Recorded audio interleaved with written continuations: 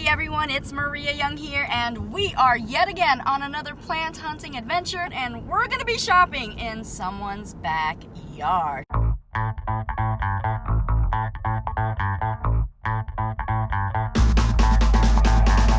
Oh yes, we are.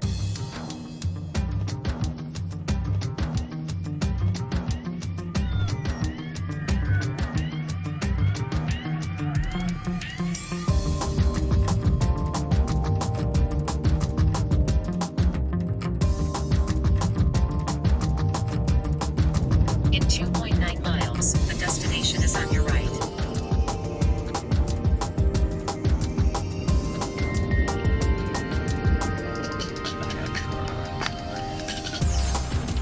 Alright, and we have arrived, guys. It's okay. She's here to visit. Hi, There's no baby. treats. She just came to say hi. Is that okay? So she's spoiled, huh? He's spoiled. And he's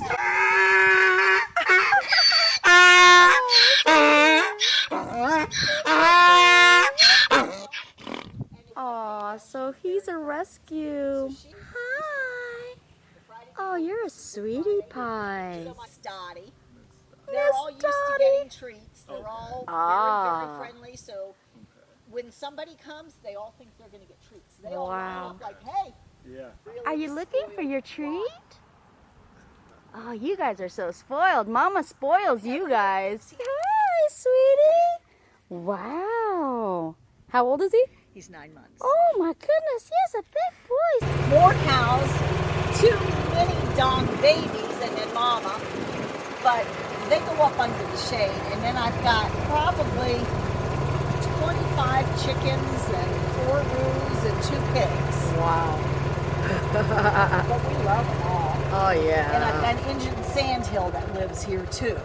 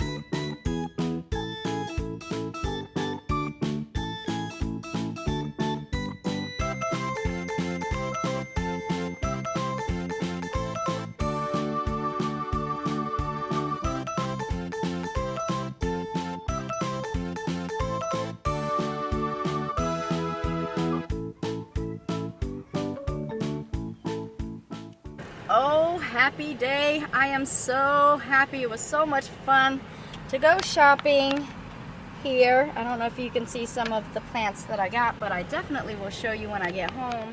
Okay guys, so here we are back at home. Now, of course, it isn't the same day because I actually got home a little bit late that day, and I wanted to make sure that I got all of my cuttings potted up because 50% of the plants that I did get from the haul were actually cuttings. So I wanted to make sure that they were potted up, safe and sound, and all ready to grow. And that's exactly what I did. So now that I'm at a point where I can show them to you, I'm very excited.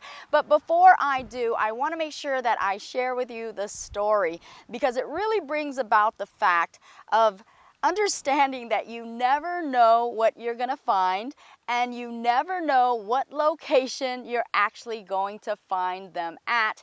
This was a case in point where we drove out to cow country and we ended up at a farm. And where I actually did my shopping was in someone's backyard. That's right. And in this farm, there were loads of animals. And if you guys know me, you guys know that I am an avid animal lover. So I just had a blast. And then on top of that, the couple that showed us around, they were extra super-de-duper-de friendly.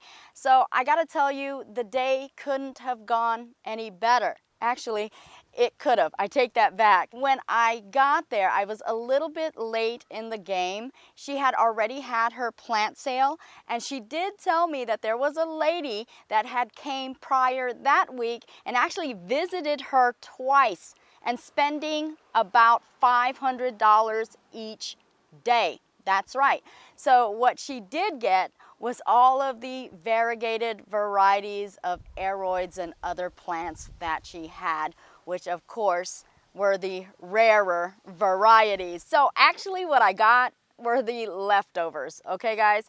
And I gotta tell you, I can only imagine what she had before that lady came. Again, she said she took all of the Aroids that were variegated, so yeah. Anyways, even with what I got, I am extremely happy. I did get a good variety of rare Aroids. Yes, I did. Now, as far as the pricing goes, it's a little bit difficult to say, especially on each individual plant, because the way it worked is I brought a whole lot of my plants from my personal plant collection in hopes that she would accept trades. And fortunately, she wanted all of the plants that I did bring. Now, mind you, I did bring a whole lot of plants, but mind you, I did get a whole lot of plants back, and a lot of them were rare. So again, fraction of the cost, and I did pay her $40 just extra because I knew that I was getting quite a deal and this was well worth it, and I'm not here to try to take advantage of anybody. So I was very happy with what I got. Again, a little bit hard to call, but I would have to say that I only paid a fraction of the cost of what they're really worth. Now, before we begin, I do gotta tell you there are several plants here that I don't know exactly what they are. I haven't done my proper research yet, folks, so please do not persecute me. But of course, if there is a plant that I don't know and you do, make sure you let me know exactly what it is in the comments below. I would appreciate it, and it would make my research a whole lot easier. And with that being said, let the plant haul begin. Okay, so these are the plants that I got in a nutshell. And as I did state, 50% of them were actually just cuttings, so they've recently been potted up and aren't in their tip-top shape. And as a matter of fact, some are looking a little bit sad. They're going through their growing pains and definitely are in recovery mode. And it's going to be perhaps a couple of weeks to even a couple of months before they're at full strength and growing as they should be. Now, I will have to say there are a couple of plants in here that are not Aroid varieties, but you guys know I do love strange and very unique and weird plants, so I definitely had to get these as well, and I'll include them in this haul also. And because I did get quite a number of plants, I'm going to try to go through this as fast as possible, make this short and sweet, and I promise you guys I'll feature these in other videos where I can spend a little bit more time on them. And the very first ones to get this haul party started are these triplets right here, these beautiful Philodendron hystatums, also known as the silver sword, definitely for their beautiful silver bluish color, and also their very nice arrowhead sword-shaped leaves. Now, I will have to say when they are younger at a juvenile state, they will have more of an oval, elongated shape to their leaves, but as they do mature into adulthood, they will transform into that arrowhead sword shape as you are seeing right now. So they do go through quite a beautiful transformation as they grow, but one thing is for sure, through it all, they'll have that beautiful silver bluish color. How beautiful is that? And the very next ones up are these two very beautiful painted ladies, and I do have to say that the name is quite fitting for these philodendrons right here, as you can see with their leaves. Look at that, all of that modeling, those splotches and splashes right there definitely look like they have been painted. It looks like they have been partying hard with Picasso, and Picasso has totally went to town on these very beautiful and very artistic leaves right here.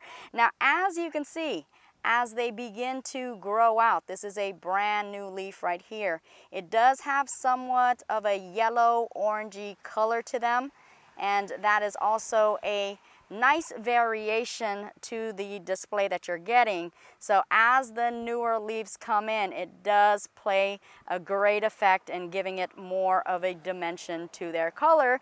But not only that, guys, if we take a closer look at those beautiful petioles right there, as you can see, a very nice pink, almost salmon color there as well. So indeed, a very beautiful, entire and complete display to this philodendron painted lady. This one right here gets me excited every single time I see it, and this is not even in its tip-top shape. It's a little bit sad because this is being grown as a cutting, so it's in recovery mode. But I gotta tell you, just look at these leaves right here. Check out the splotches, the speckling, and the variegation that is found throughout the leaves. Oh my goodness, what a variegated beauty indeed.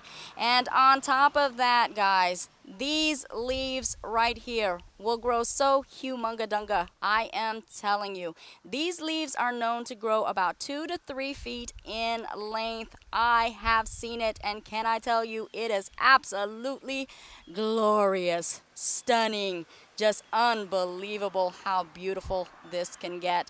So I'm very excited to see this grow into quite a humunga-dunga wunga of a variegated beauty. So these two guys right here, I'm not absolutely certain on. I can tell you they do resemble the Philodendron mayoi or mayoi, however you guys want to pronounce that. And I can also tell you that they have these beautiful glossy foliage right here that really mimics a palm frond. I definitely love the fingers on this one. Definitely a very broad and beautiful leaf. This is a vining plant, and you will find that this one right here will crawl right up a tree if you let it. So you definitely have to have some form of stake or trellis that will keep this entertained and very happy. But this is a very beautiful philodendron. And these right here are known as the Rhaphidophora tetrasperma, also known as the mini monstera. And taking a look at the form and shape of the foliage, you can definitely see why it would get that nickname. Now, this is quite an aggressive grower, so you want to keep it happy. You want to keep it entertained and growing as it would in nature, very lush and very healthy. So this plant right here would definitely appreciate some form of trellis or totem pole to keep it happy. And if we do turn this pot around slightly, you will notice this bigger leaf right here. And this is actually the Monstera Deliciosa. So they have been potted together, and I am hoping they will grow in peace and also in harmony. These cutie pies right here are known as the dwarf Xanadu's. Now, just because they do call them dwarfs, please don't get it twisted and think that they're going to be small, little, tiny terrarium plants, because that is not the case. These will actually grow to become medium-sized plants, but of course they will be smaller than your regular sized Xanadu's. And up next we do have these two beautiful Alocasias right here, also known as the elephant ear, and I do have to admit I haven't a clue of what they are. Now, this one in particular I actually thought was a black velvet, but someone told me they thought this was a regal shield, so I'm not quite certain on that.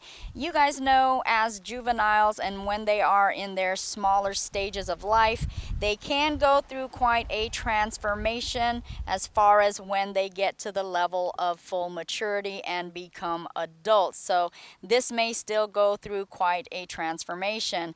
But again, not quite sure on what this one is. If you do know, please let me know. And if we take a closer look at the leaf right here, you are noticing a very dramatic, very, very, very dark green. So dark, in fact, it almost appears to be black.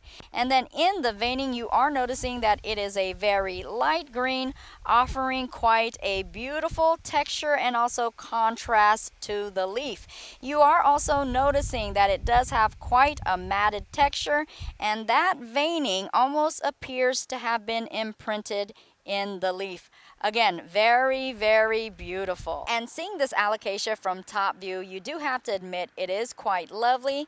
But if we take a look at this from bottom view, you will also see it is just as lovely with that very darkened and dramatic purple. And then taking a look at the actual petioles of this, you will see that it is quite a very light pastel green, again offering quite a contrast to this alocasia. And this alocasia right here, and I don't know how well you can see this on this camera, but it has quite an iridescent glow about it, almost a pearlesque quality to this leaf. Very beautiful with its emerald green and also its very darkened veining. And taking a closer look at the leaf, you definitely can see that iridescent glow that I was talking about. And if we turn the leaf over, you will see that very purple color in the veining and also some hairline veining as well, as you can see right there. And the petioles on this is a very dark maroonish purple color, and again offering quite a nice contrast together. Very beautiful alocasias right here. And oh my goodness, I can't believe that I almost forgot about this little darling right here.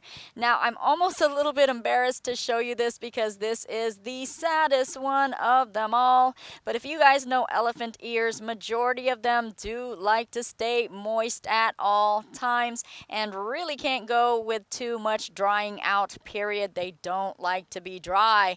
And this little fella, sad to say, I actually got this almost bare rooted and it was pretty dry. So all of the leaves dried up and I had to cut them off.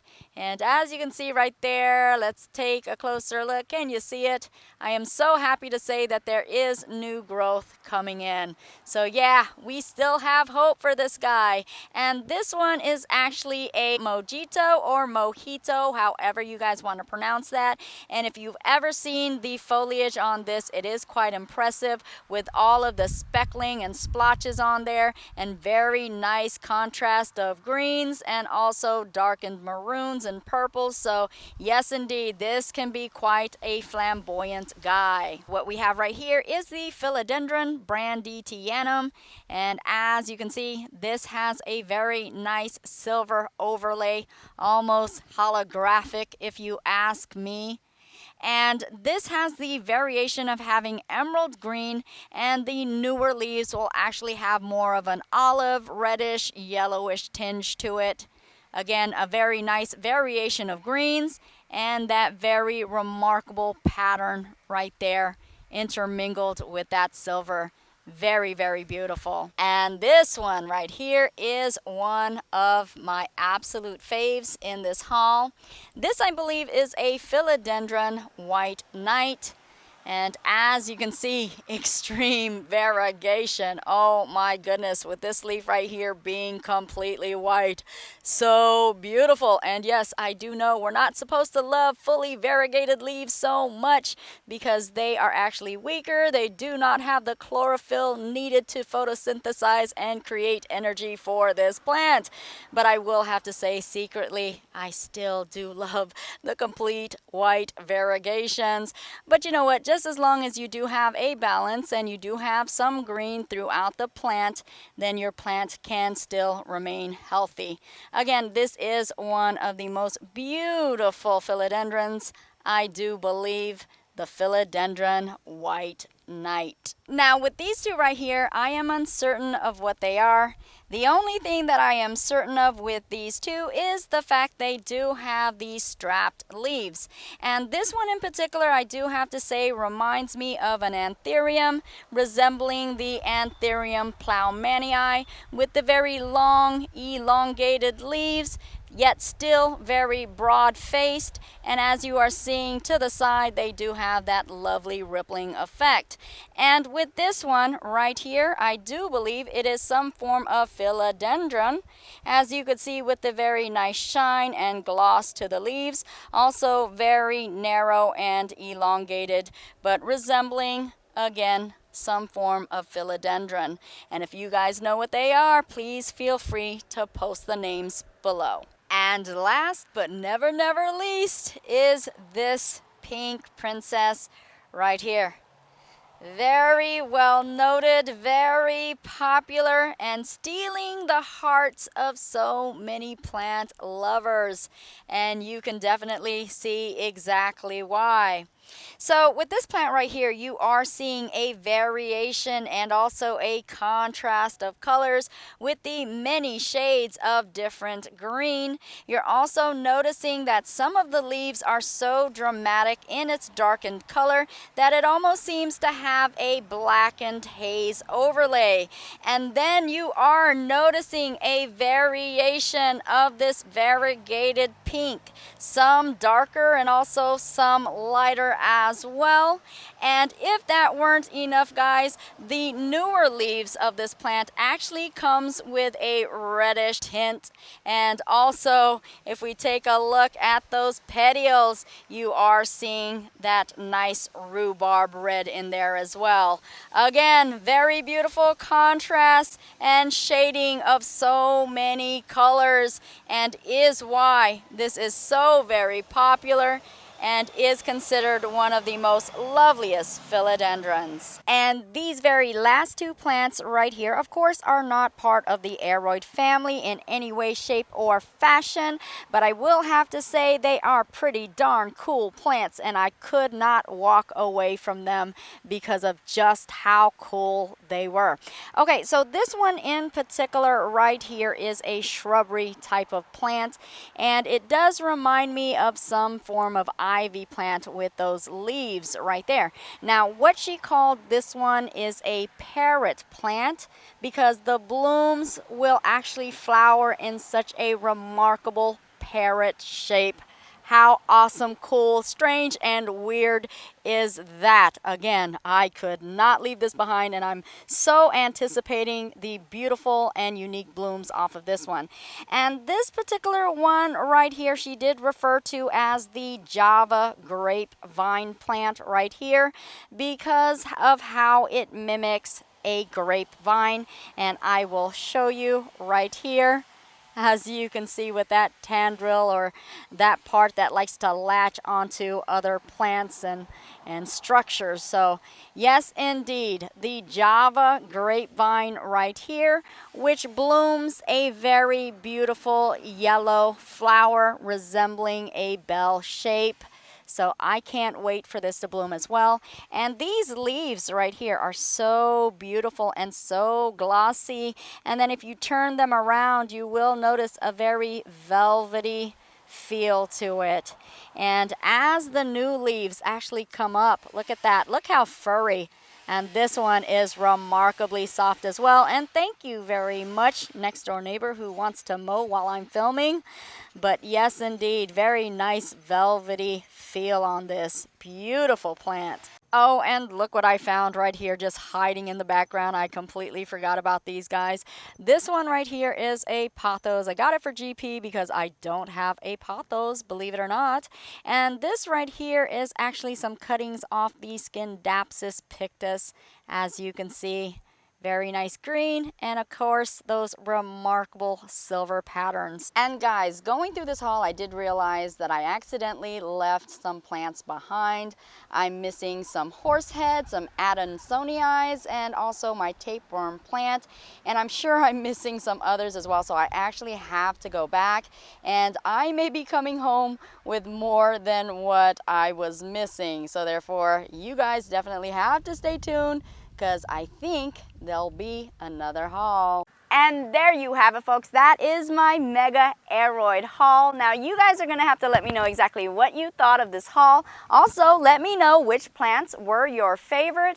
And guys, if you don't take anything else away from this video, I do hope that it has inspired you to always keep your eyes open and always expect to find hidden treasures in the most unexpected places. And speaking of unexpected treasures, will you guys take a look at my first time bloomer right here, coming off of one of my hybrid hibiscuses that I did purchase from the Tropiflora Fall Festival, and this is coming from the hibiscus place. Oh my goodness, and let me show you the picture. I think this hibiscus is even more beautiful than the picture. Will you look at that? Very nice size bloom on this one. I will do a feature on her because she is truly worthy, this tropically delicious hibiscus. Now guys, I gotta tell you, in case you did not know, I did reach my 25,000 subscriber milepost, in which I am so blessed. Thank you guys so much. I could not have done it without you guys, and I definitely want to thank you for the love and the support that you have shown me by giving away one of the pink princesses in here. Also, I'm thinking of trying to give away a variegated Monstera, perhaps a planter, and some orchids as well. So if you're interested in getting some phenomenal plants and products, definitely stay tuned for more. I'll be giving out more information on that as well. And also a very special thank you to Lynn and her husband for being so kind and allowing us onto their property to purchase these wonderful, phenomenal, amazing, and very precious plants. Thank you so much, and I truly do appreciate it. And with that being said, guys, I do truly want you guys to know that I love and appreciate each and every one of you guys all. And also, I am thankful that you have allowed me to share my love, my passion, and also my plants with you guys. And with that being said, I will see you guys later, and I'll also grow with you guys later as well on my next adventure. Bye-bye for now. Mwah.